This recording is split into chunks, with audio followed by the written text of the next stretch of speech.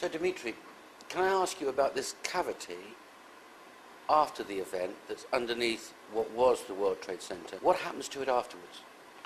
As you can expect, at first the cavities were filled with some liquid hot material, which resulted partly from the melted materials or from cooling down of the gaseous materials. And these extremely hot liquid materials will just retain some temperature for about a year, and eventually they will cool down and set as a solid matter.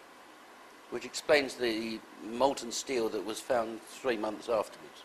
Yes, 4 months. because the 150 kiloton will produce a lot of energy, so it will be like a pot with a hot matter, which it takes some time to cool down. Can you imagine the 100 meters deep cavity filled with this kind of thing? It may take a year to eventually cool down. Out still on the rubble, it's still, I believe, 1100 degrees. The guy's boots just melt within a few hours. But here we are, 8 years on. Do I take it that it's been filled with some material? Yes, definitely, because they have to fill it with something which first of all will prevent the radioactivity injuring the people on the surface, and secondly they have to fill it anyways because they can't afford to keep the cavity in the middle of the city because it might cause collapse of some construction. It's dangerous, so they have to fix it anyways. So what would they fill it with? Concrete maybe? I don't know, probably. Maybe concrete mixed with something which will absorb the radioactivity. But I don't know, honestly. Okay, let me ask you this question.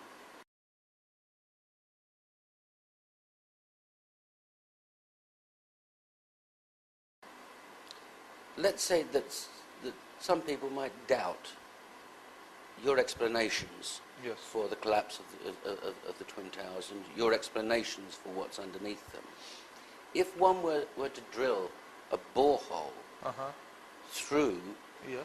to the external bottom part of the cavity, Yes. what would one find? They would find the former materials that were firstly gaseous, then liquid, and then become solid, and it will resemble a kind of volcanic glass. Volcanic glass. Yes. Okay, and if that... Because you have to understand one thing. At the epicenter of the nuclear explosion, every materials were overheated to such an extent that they will lose the atomic structure. They will be transformed to plasma. So once these things cool down, it cannot be again steel or concrete. It will be just volcanic glass. Universal matter mixed with everything. Right, but anybody extracting from such a borehole that volcanic glass Yes. and analysing it would find what? They would find that it is a volcanic glass. And it could only be produced in Manhattan.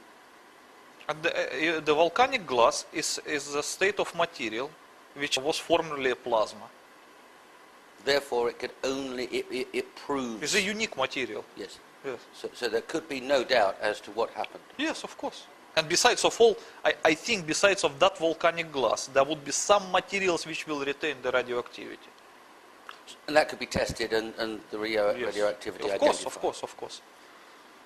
And then presumably it could be worked back. Because all those materials that were evaporated and transformed to plasma, they were set as a volcanic glass. But simply liquid materials, they can retain the atomic structure as well as radioactivity. Understood.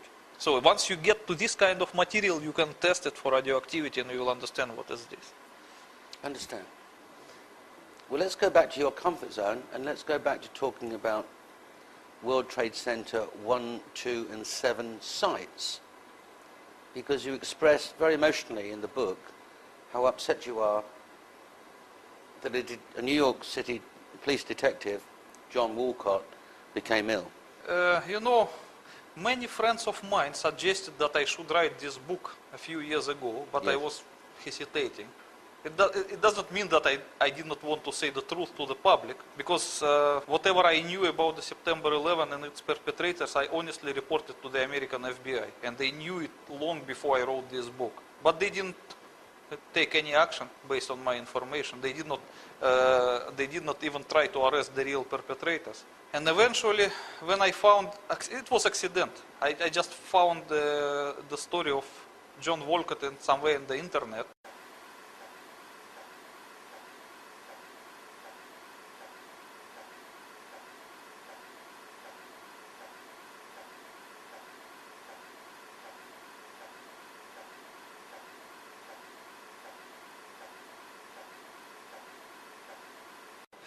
And it was said that he was surprised while working at Ground Zero that the certain FBI agent entered Ground Zero in the full hazmat suit, while the others who worked there, they were just totally unprotected. And he was just surprised, what's wrong with that? And they're covered in duct tape and fully No, protected? they were fully protected, you know, like a lunar-looking hazmat suit. Yes. You can fly to the moon in it. Oh, and what kind of protection did John Walcott have? Nothing. Probably the material, the respirator made from the ordinary material, or probably nothing even like that. What happened to him? According to the published story, he got sick with the so-called leukemia, which is a typical consequence of the radiation sickness, which resulted in his bone marrow transplantation. And So that is the only way he managed to survive. so he was the victim of radiation poisoning. Of course, as many other Ground Zero responders who worked there unprotected and freely inhaling the radioactive vapors. And what happened to him afterwards? Yes, I told you that he was so sick that it required a bone marrow transplantation to save his life, because his blood was not regenerating. Because the bone marrow is the first thing which is damaged by radiation usually. So when you see this kind of thing, that is the consequence of the radiation sickness. And can't be anything else. It can be anything else, but the bone marrow is the first victim of the radiation, always. It's the most sensitive to the radiation. But he survived, didn't he? He survived because of the bone marrow transplantation. He was lucky to get the transplant. But some other people were not so lucky, they just died. And the quality of his life? Look, when you get the bone marrow transplantation, you will be like invalid for the rest of your life. You have to take anti-rejection medicine, as with any other transplant. You have to, you have to cover your mouth not to accidentally get any infection, because your immune system virtually ceased to exist. And so he'd have to live in his own home but not go outside because of his immune system. Yes, as with any other transplant. Okay. It can't be called life. It's just like So when we look existence. at those pictures from space of vapors coming out of the debris of WTC 1, 2 and 7, You mean Yes. this? Yes. Yeah. Yes. Ground Zero workers were inhaling those vapors. Yes. So why haven't we seen a story in the New York Times that 10,000 workers are all dead? What happened to them, and how would that be suppressed? It's easy to suppress because when people get the radiation sickness, it's normally not acute, it's chronic. It will be apparent in the year or two, and it can reveal itself differently. Someone may have cancer, someone may have another kind of cancer, someone may have a blood disease or whatever. Just generally bad feeling, and whenever they go to doctor, the doctor can diagnose them anything unrelated to the radiation. It's easy, and we should presume also that certain doctors appointed to treat Ground Zero responders, they were part of the cover-up. They have to sign some non-disclosure contract because they understood this is radiation sickness, but they were ordered not to diagnose as such and just to create some story which is easy for doctors. So how did John Walcott's story affect you? How did you feel? I just feel very disgusted when I read that FBI agent enter Ground Zero in the hazmat suits. Knowing what you knew? Yes, they knew exactly what I knew, and they don't want to tell it to the others. Okay. That actually triggered me to write this book. I understand. Let's go back to these doctors.